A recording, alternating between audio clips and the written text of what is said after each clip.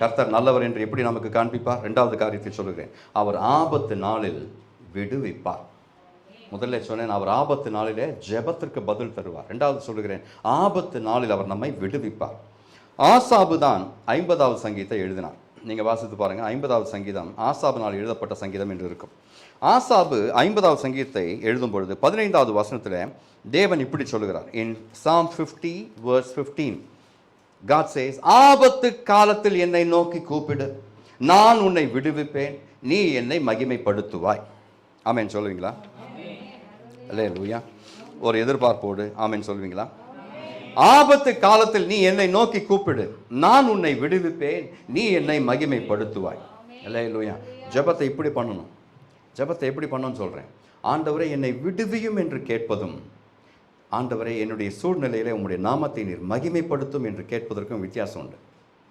ஆண்டவருக்கு எந்த ஜெபம் பிடிக்கும் தெரியுமா?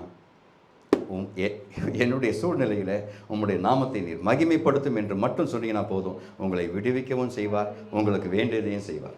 ஆமென். Because ultimately God wants His glory. உங்களுக்கு உங்களுடைய ஜெயம்தான் முக்கியம், ஆனால் ஆண்டவருக்கு அவருடைய மகிமை தான் முக்கியம். அல்லேலூயா.